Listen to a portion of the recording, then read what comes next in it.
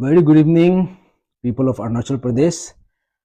वैसे मैंने कहा था 7 o'clock को आने के लिए आप सबको इन्फॉर्म किया था, but because of the technical glitch और कुछ अर्जेंट एंगेजमेंट का कारण से 7 o'clock को नहीं आ पाया।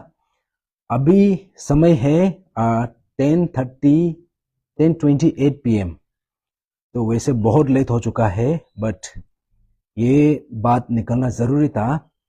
और खास करके जितना भी अरुणाचल का जनता है, जितना भी हमारा यहाँ का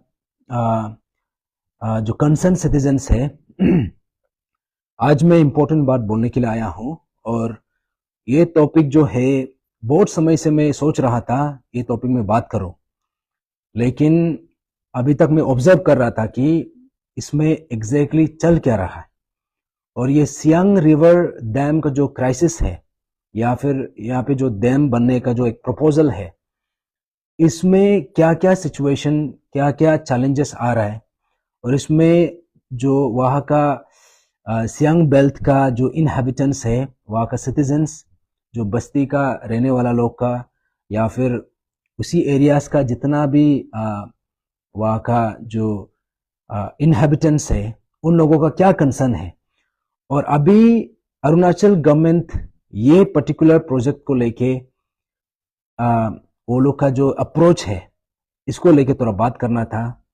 और अभी जैसे मैंने कैप्शन में भी लिखा है, अभी जैसे जिस समय में जो समय में मैं आप सबका बीच में ये बात रखने के लिए आया हूँ, मुझे पता चला है कि हमारा फ्रेंड, हमारा कॉमरेड, फेलो एक्टिविस्ट, ये इबो मिली सर को FIR दर्ज किया गया है। तो ये इन्फॉर्मेशन मिला है, और ये इन्फॉर्मेशन मुझे सोशल मीडिया से भी पता चला है, और जो वहाँ का एक्टिविस्ट है, एडवोकेट बानू ततक मैडम से पता चला है, और इबो मिली सर से अभी तक बात नहीं हो पाया। तो आज आप सबका बीच में आके ये पर्टिकुलर इशू में इसलिए आके मैं बात कर रहा हूं, क्योंकि मेरा मानना यह है कि चाहे आप अरुणाचल का कोई भी कॉर्नर में हो, लेकिन अगर अरुणाचल का किसी भी जगह में, किसी भी डिस्ट्रिक्ट में अगर कुछ प्रॉब्लम होता है, कुछ इनजस्टिस होता है, या फिर कुछ भी सिचुएशन डेवलप होता है, तो हम एस एन अरुणाचली, चाहे हम ईस्टर्न अरुणाचल का हो, चाहे हम वेस्ट अरुणाचल का हो, या फिर कहीं का भी हो, लेकिन एस एन अरुणाचली हमारा एक फर्ज बनता है, हमारा एक मॉरल रिस्पॉन्सिबिलिटी है कि जब भी ऐसा इशू आता है तो हम सबको एकजुट होके एस एन अरुणाचली हमको आवाज उठाना है। तो आज मैं ये जो बात करने जा रहा हूं, सियांग अपर मल्टीपर्पस प्रोजेक्ट, ये है सियांग रिवर का ऊपर में, सियांग रिवर में एक डैम बनने जा रहा है, और वो 12,000 मेगावाट का डैम है। ये बहुत बड़ा, इनफैक्ट हमारा कंट्री में I think this would be the biggest and the largest dam जो बनने जा रहा है। तो इसको लेके बहुत सा लोगों का चर्चा है, गवर्नमेंट का कुछ अपना एक ओपिनियन है, और वहां का जो सिटीजन्स है, या फिर जो इनहेबिटेंट्स है, जो सियांग का आसपास में जितना भी गांव वाले लोग रहते हैं, उन लोगों का क्या सोच है, बहुत कुछ हमने सुना। तो आज मैं आया हूं आप सबका बीच में, मेरा अपना जो थॉट्स है, मेरा अपना कंसर्न है, इस बात को रखने के लिए मैं आप सबका बीच में आया हूं। तो जैसे मैंने बोला कि अभी अभी मुझे खबर मिला है कि जो एक्टिविस्ट इबो मिली सर को उसको FIR दर्ज किया गया है, और इसको शायद डिटेंशन के लिए भी ये लोग कोशिश कर रहा है। तो उसका एक ही रीजन था कि उस दिन वो पीसफुल प्रोटेस्ट में उन्होंने पार्टिसिपेट किया, तो ये था। तो ये बात को लेके भी मैं चर्चा करूंगा। तो सबसे पहले ये सियांग रिवर मल्टीपर्पस जो प्रोजेक्ट है, इसको लेके मेरा जो ओपिनियन है, मेरा जो कंसर्न है, वो ये है कि देखो, डैम का जब बात आता है, डैम जो है एक इसमें बहुत कुछ डिस्कशन हो सकता है, क्योंकि ऐसा ये हाइड्रो पावर पोटेंशियल स्टेट, अगर हम डैम का जो पोटेंशियल्स है उसको एक्सप्लोर करने का जो बात है, समवेयर ये लॉजिकल भी है, लेकिन इसको जिस तरीका से एक्सप्लोर कर रहा है और जिस सिचुएशन में कर रहा है, हमको इसमें भी हम सबको बात करना जरूरी है। तो जैसे हाल ही में आप सबको पता चला है कि 21 मई 2025, दैट मीन्स कुछ दिन पहले हमको खबर मिलता है कि जो ऑर्डर 9 दिसंबर 2024 में एक ऑर्डर निकला था कि सियांग रिवर प्रोजेक्ट के लिए या फिर सियांग रिवर डैम का जो प्रोजेक्ट के लिए वहां पे सेंट्रल आर्म्ड ये पुलिस फोर्सेस सीएपीएफ को वहां पे तैनात किया जाने का एक आदेश निकला, एक ऑर्डर निकला। तो उस ऑर्डर को लेकर बहुत लोगों ने क्रिटिसाइज किया, बहुत लोगों ने अपना आशंका जताया, बहुत लोगों ने अपना अप्रीहेंशंस बताया। तो ये सबको मैं देख रहा था और कुछ समय से मैं भी देख रहा था सोशल मीडिया में और डिफरेंट प्लेटफॉर्म्स में। तो इसमें जो 22nd का एक वीडियो मुझे दिखा, जहां पे सियांग का जो हमारा जो अन्य लोग है, माँ लोग है, मदर्स लोग, वो दिन को उन लोगों का जो चीख है, उन लोगों का जो दर्द है, उन लोगों का जो आंसू है, उसको मैंने देखा, उसको सोशल मीडिया में देखा, उसको देख के मुझे बहुत बहुत दुख लगा।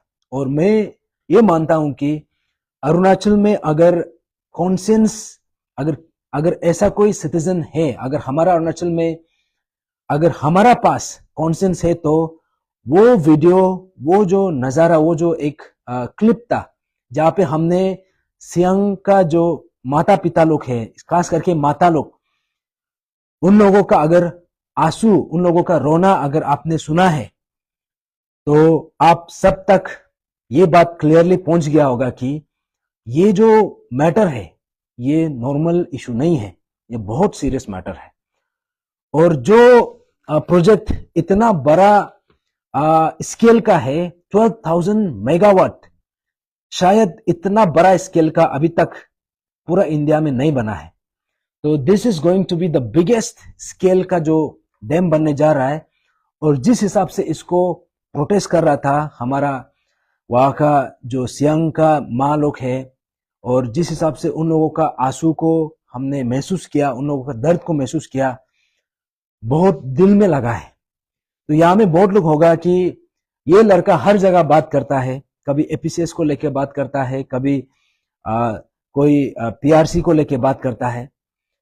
तो यहाँ में ऐसा है, अरुणाचल में कोई एक पर्टिकुलर इशू नहीं है, और ये इशू में अगर कोई भी इशू होता है जो हमारा अरुणाचली को असर पड़ने जा रहा है, तो इसमें अगर कोई भी इशू सॉल्व हो या ना हो, हमको हमारा जो संविधान ने हमको ताकत दिया है, हमें एम्पावर किया है कि कुछ भी इशू होता है उसमें हम अपना आवाज उठा सकता है, हम अपना बात रख सकता है। तो आज मैं यहाँ पे जितना भी अरुणाचली है, जितना भी सियांग बेल्ट का लोग है, शायद उन लोगों को ये इशू का बारे में बहुत अच्छे से पता होगा, लेकिन अरुणाचल में ऐसा भी जगह का लोग है जिसको शायद ये डैम से कुछ लेना देना नहीं है, या डैम किसी को फर्क पड़ रहा है, किसी को असर पड़ रहा है, लेकिन उन लोगों को, उन पर्टिकुलर इंडिविजुअल्स को शायद उसको कोई लेना देना नहीं है। तो इसलिए आज मैं ये सब जितना भी अरुणाचलीस है जो सियांग बेल्ट का है और जो सियांग बेल्ट का जो निवासी नहीं भी है, तो हम ऐसे अरुणाचली हमको समझना है इसका गंभीरता क्या है। तो आप सबको पता है अरुणाचल प्रदेश जो है, इसमें अगर इसका जो ज्योग्राफिकल रीजन, ज्योग्राफिकल फैक्टर्स को अगर अच्छा से जानेगा, तो according to bureau of Indian standard classification, या फिर ये जो है global seismic hazard assessment program, इसका हिसाब से अरुणाचल जो है, अरुणाचल बहुत ही हाईली सिस्मिक जोन यहाँ पे सिस्मिक जोन 5 का अंदर आता है, वो कैटेगरी में आता है। तो इस हिसाब से यहाँ का जो सिचुएशन है high to very high seismic hazard zone है। दैट मीन्स यहाँ पे अगर अर्थक्वेक हुआ तो इसका जो डेवास्टेशन है दैट इज बियॉन्ड इमेजिनेशन। और ये हमारा अरुणाचल जो ऐसा एक रीजन में है, हिमालय का जो एक कंटिन्यूएशन, ईस्टर्न हिमालय का जो पार्ट है, दिस इज हाईली ये जो है फ्रेजाइल एरिया है, हाईली वोलाटाइल एरिया है। और इसमें हम सब ने भी देखा है कि रिसेंटली भी हमने देखा है ये मार्च 2025 में भी हमने एक 4 रिक्टर स्केल का हमने अर्थक्वेक का ये एक्सपीरियंस किया वेस्ट कामेंग डिस्ट्रिक्ट में। फरवरी 2023 में भी एक्सपीरियंस किया, जुलाई 2022 में भी एक्सपीरियंस किया, और एवरी नाउ एंड देन हम एक्सपीरियंस करता है। तो अभी आप देख सकता है कि 12,000 मेगावाट का जो प्रोजेक्ट है, और वो भी इतना सेंसिटिव, इकोलॉजिकली सेंसिटिव एरिया जहां पे अर्थक्वेक कभी भी आ सकता है। तो आप इमेजिन कर सकता है कि इतना सेंसिटिव एरिया में ये इतना बड़ा इंटेंसिटी का डैम बनाने का जो पॉसिबल कॉन्सिक्वेंसेस, इसको हम समझ सकता है, अभी हम इमेजिन कर सकता है। क्योंकि शायद हमने अरुणाचल में कभी भी इतना बड़ा घटना अभी तक विटनेस नहीं किया, इसीलिए हम शायद इसलिए चुप है।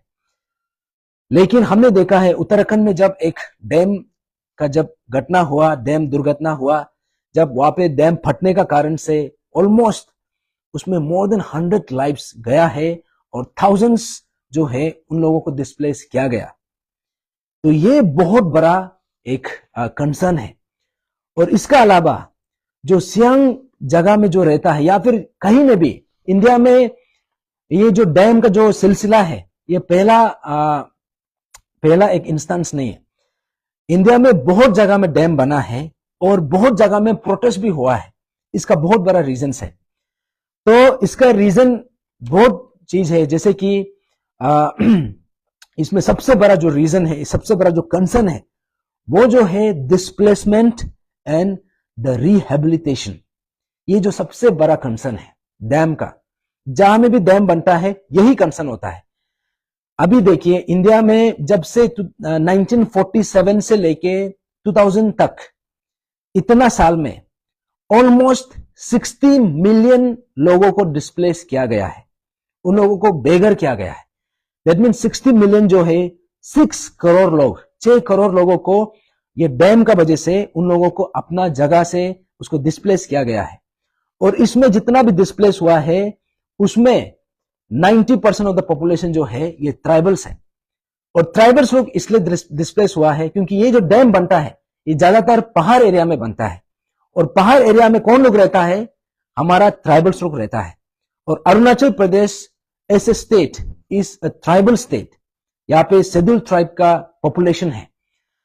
तो अगर यहाँ पे कहीं भी डैम बनेगा तो इसका असर जो है हमारा ट्राइबल्स को पड़ने जा रहा है। ये डिस्प्लेसमेंट का बहुत बड़ा कंसर्न है। हमने देखा है जैसे कि जब आंध्र प्रदेश में डैम बना था, Polavaram project and Veligonda project में, उसमें 66,000 फैमिलीज को और मोर देन 400 विलेजेस को डिस्प्लेस किया गया। और उसमें उन लोगों में से 80% ऑफ द पॉपुलेशन जो है ट्राइबल्स था।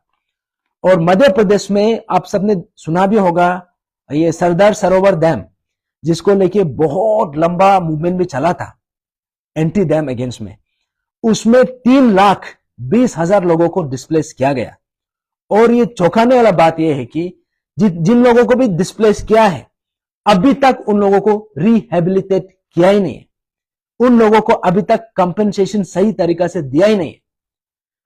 तो तीसरा जो एग्जांपल है ओडिशा में जैसे अपर इंद्रावती डैम और हीराकुद डैम जब बना, उसमें 1,30,000 लोगों को डिस्प्लेस किया गया। और उन लोगों में से भी 80% ऑफ द पॉपुलेशन जो है वो भी ट्राइबल्स था।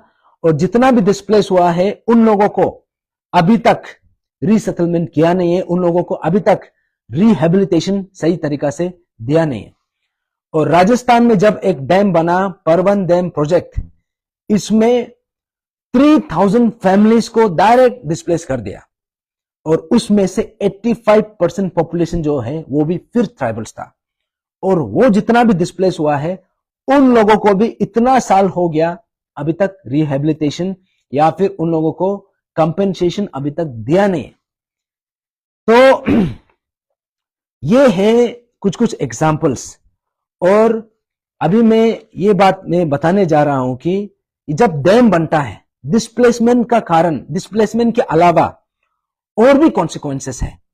जैसे कि यहाँ पे खास करके हमारा अरुणाचल में, जैसे मैंने शुरू में कहा, Arunachal Pradesh as a state ये एकदम अर्थक्वेक जोन है, जोन 5। और जोन 5 जो है सबसे डेंजरस जोन है। यहां पे ऐसा है कि अर्थक्वेक कभी भी आ सकता है और कोई भी इंटेंसिटी का अर्थक्वेक आ सकता है। और हमारा साइंटिफिकली अभी तक पूरा एंटायर वर्ल्ड में अभी तक ऐसा कोई डिवाइस कोई साइंटिस्ट ने बनाया नहीं, या फिर टेक्नोलॉजी ने अभी तक उस लेवल तक नहीं पहुंचा है कि हम अर्थक्वेक को एडवांस में हम उसको हम कैलकुलेट कर सके, ये मेजर कर सके, ये इसका अनुमान लगा सके। तो वो चीज नहीं है। तो इसके अलावा हमारा जो यहाँ का जो कल्चरल थ्रेट है, क्योंकि अभी मैं बात कर रहा हूं सियांग रिवर डैम का, लेकिन ये डैम जो है हमारा अरुणाचल में, इसके अलावा और भी डैम है। जैसे कि रंगा नदी मल्टीपर्पज प्रोजेक्ट है, उसके बाद Subansiri lower hydro electric project है, दिबांग मल्टीपर्पज प्रोजेक्ट अभी ये बना है, मीन्स चल रहा है। उसके बाद आता है ये, क्योंकि ये फर्स्ट टाइम भी नहीं है कि अभी हम कोई डैम को लेके बात कर रहे हैं, लेकिन इससे पहले शायद हमने डैम को लेके इतना गौर से हम लोग कभी डिस्कशन किया नहीं है।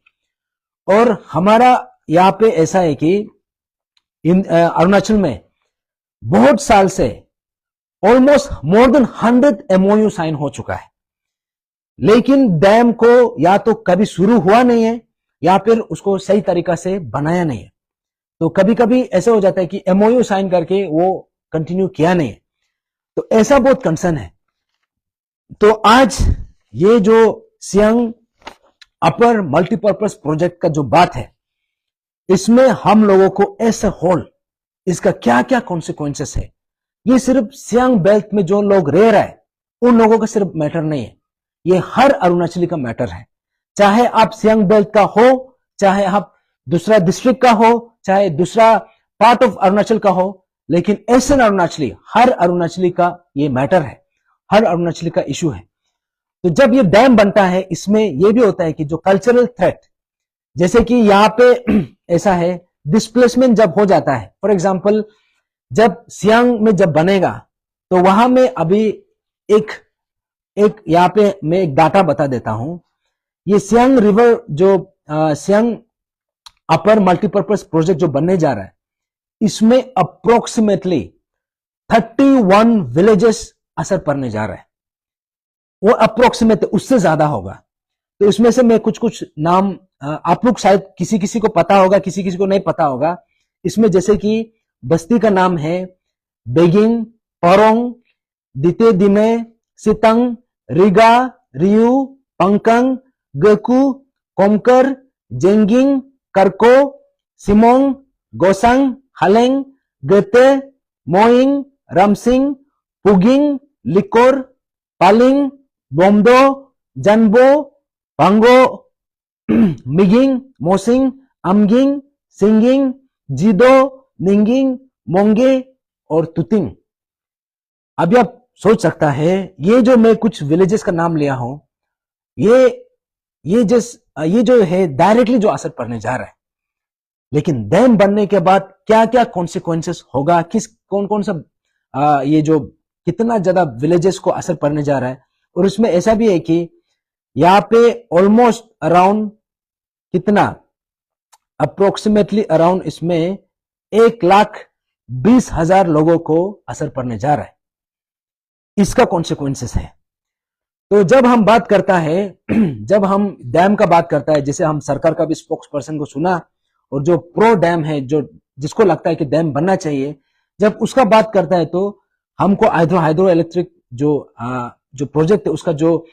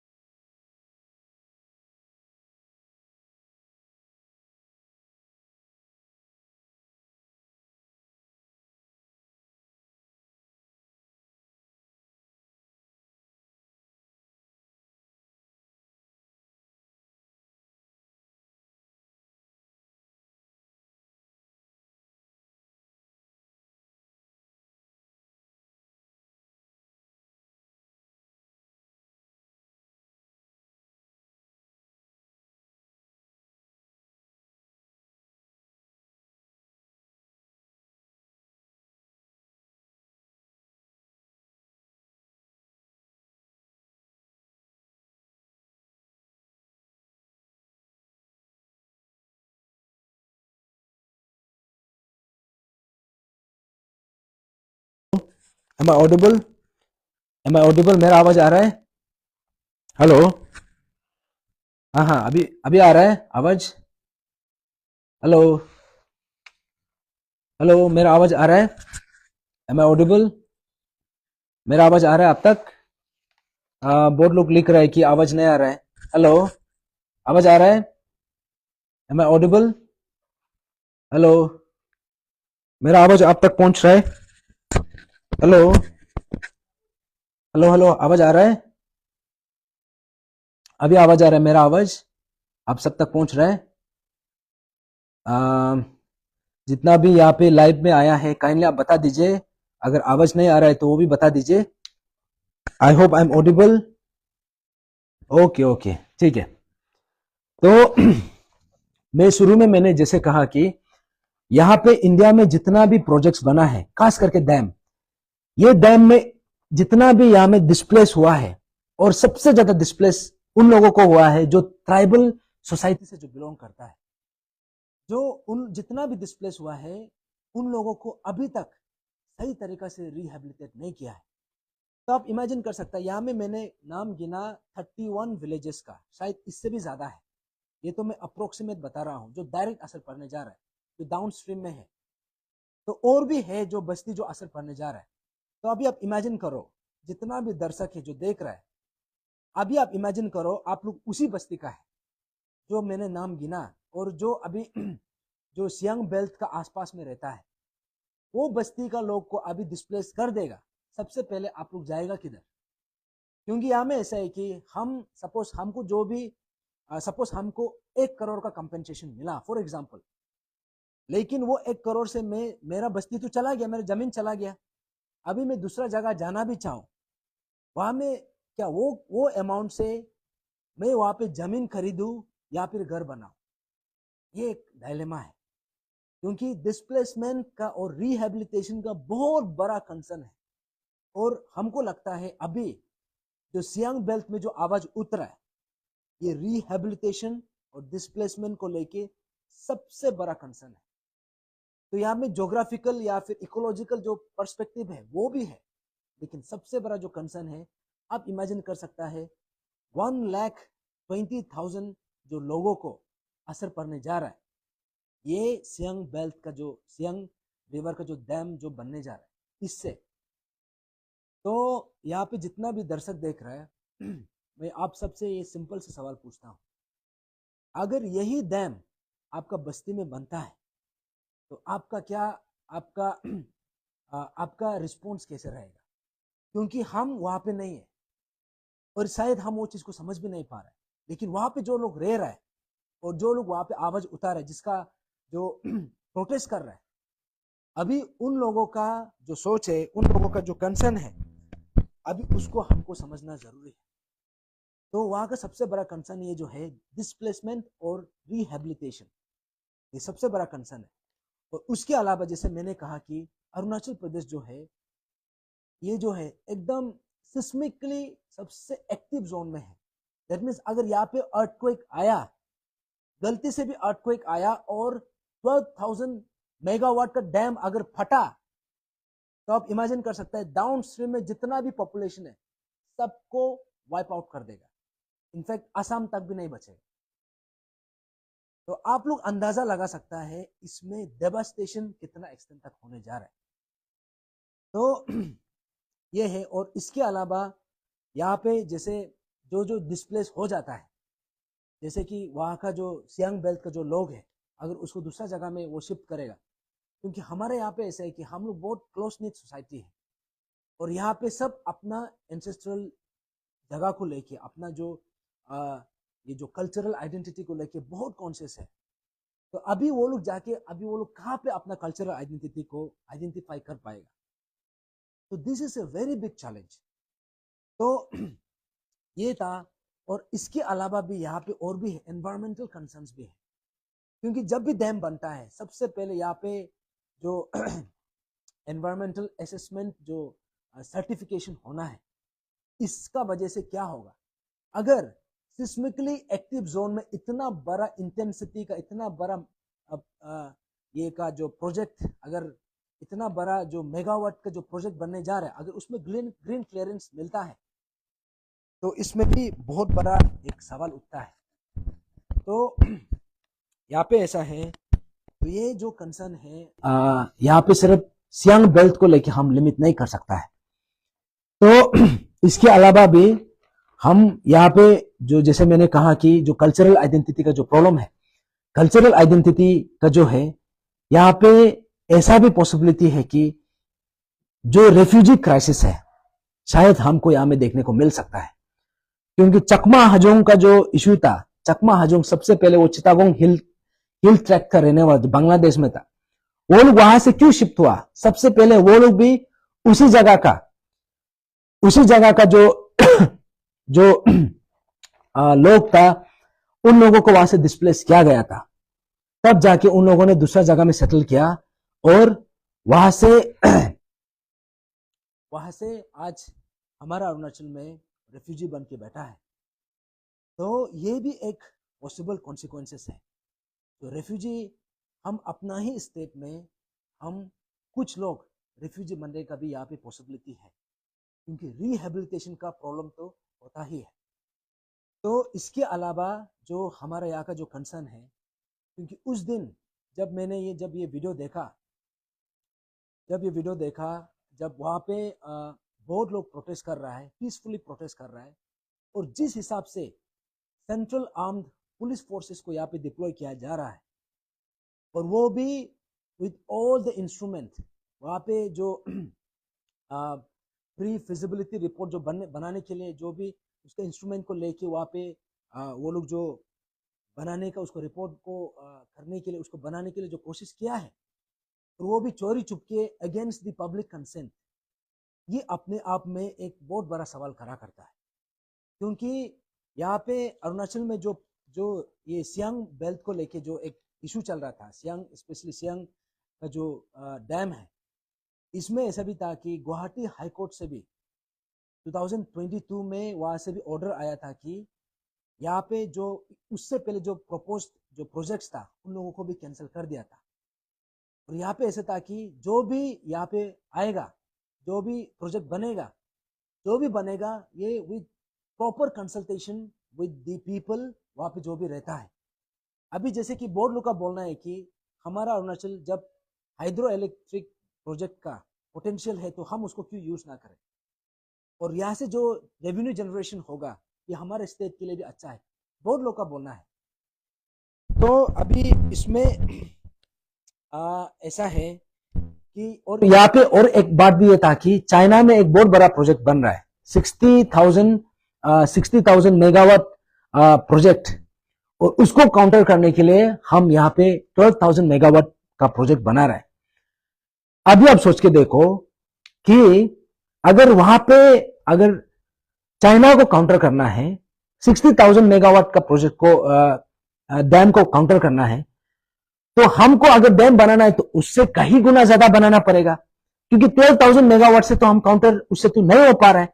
अगर वो ज्यादा पानी अगर रिलीज कर देता है और हमारा जो 12,000 मेगावाट का जो प्रोजेक्ट है वो अगर होल्ड नहीं कर पा रहा है और डैम फट जाता है, then you can imagine the consequences.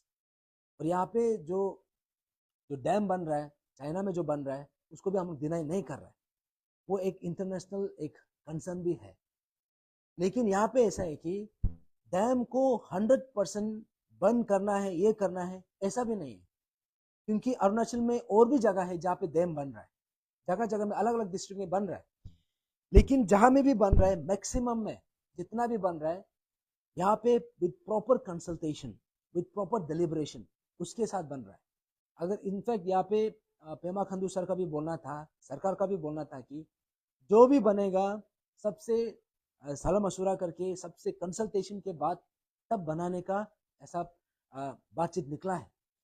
लेकिन जिस हिसाब से सीएपीएफ को रातों रात 21 मई का दिन में उसको डिप्लॉय करता है विदाउट प्रॉपर कंसल्टेशन, तो ऐसा में अभी आप समझ सकता है कि अगर ऐसा प्रोसीड करेगा तो डेफिनेटली इसका कॉन्सिक्वेंसेस जो है, जो वहाँ का जो रहने वाला है, क्योंकि उन लोगों से भी आप जो डिस्प्लेस होने जा रहा है, उन लोगों का राय को तो आपको लेना पड़ेगा, उन लोगों का कंसेंट आपको लेना पड़ेगा।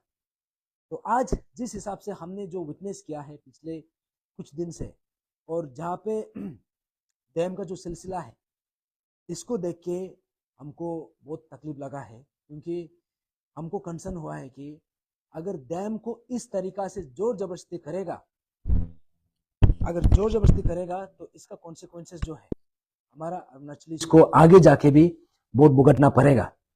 तो ये था कुछ कुछ बातें। और अभी मैंने शुरू में कहा कि ये जब ये जो बात था, ये जो मूवमेंट था, आई मीन जब सीएपीएफ का डिप्लॉयमेंट होता है फोर्सफुली, और उसके बाद जो यहाँ पे हमारा जो फेलो ये एक्टिविस्ट है ये जो इबो मिली सर को जो यहाँ पे एफआईआर लॉन्च करके इसका ऊपर में अभी ये जो कार्रवाई कर रहा है, आई थिंक ये बहुत गलत है। क्योंकि जितना हमको पता है इबो मिली सर वहाँ पे गया है, या फिर उसके साथ जो भी गया है, वो लोग पीसफुली प्रोटेस्ट करने के लिए गया है। और सरकार को अगर डैम बनाना भी है या फिर प्रोसीड करना भी है, तो हमारा मानना ये है कि हम लोग का सोचना ये है कि आप यहाँ में जोर जबरदस्ती नहीं करना है। क्योंकि ये जो डैम, मैंने शुरू में जैसे मैंने कहा कि इसका जो कॉन्सिक्वेंसेस है ये बहुत कैटास्ट्रोफिक होने जा रहा है आगे जाके भी।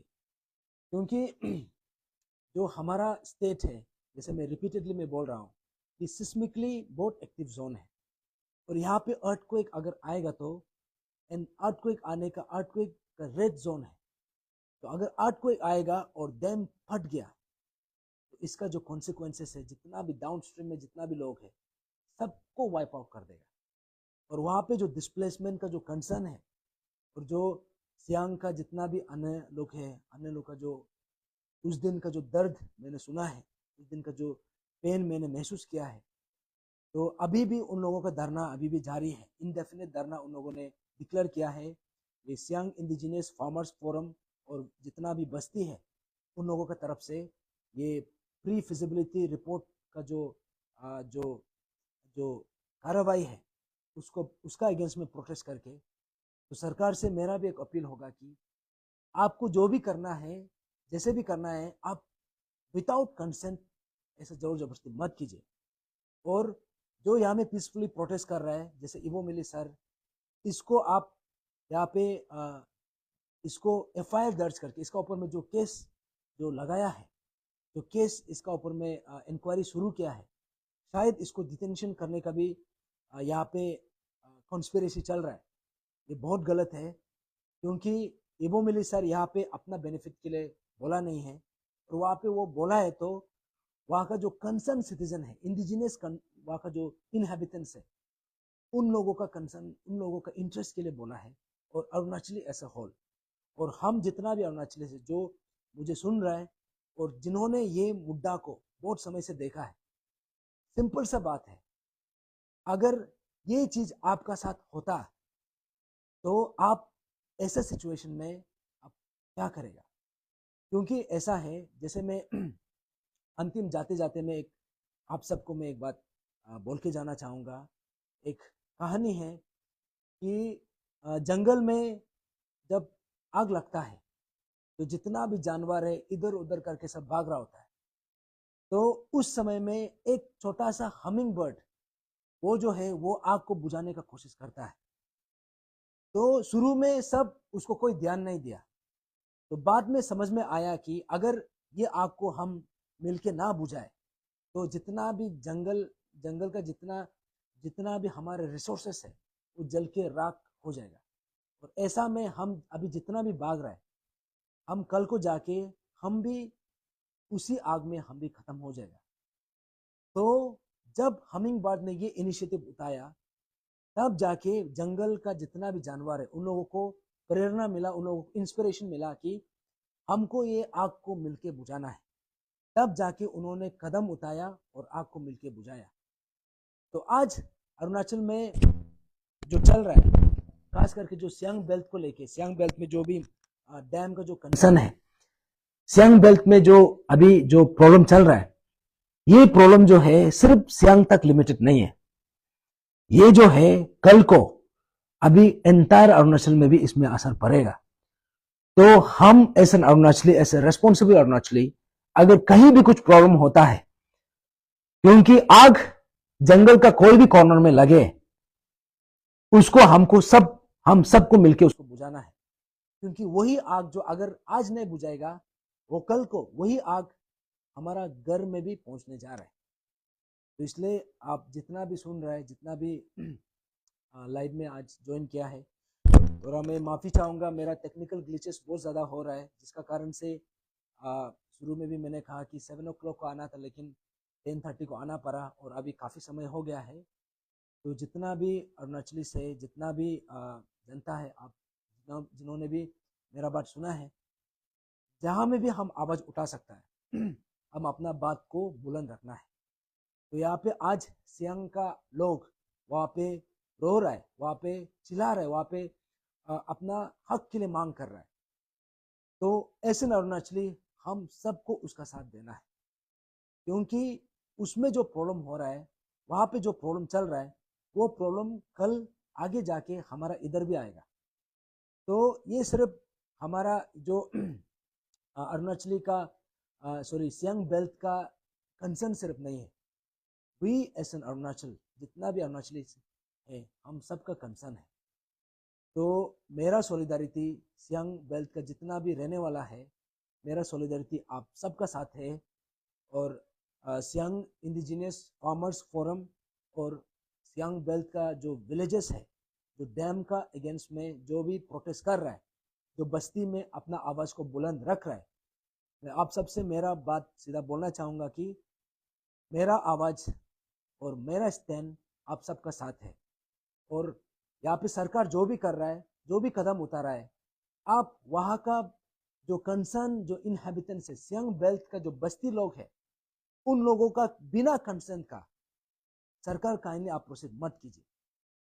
क्योंकि यहाँ पे जो जो यहाँ का रियल स्टेक होल्डर है, जिसका जो घर यहाँ पे पानी में डूबने जा रहा है, जिसका जमीन यहाँ पे पानी में सबमर्ज होने जा रहा है, उसका आइडेंटिटी का कंसर्न है, उसका कल्चरल राइट्स का कंसर्न है, उसका जो एक एग्जिस्टेंशियल जो जो सिचुएशन है, उसका कंसर्न है।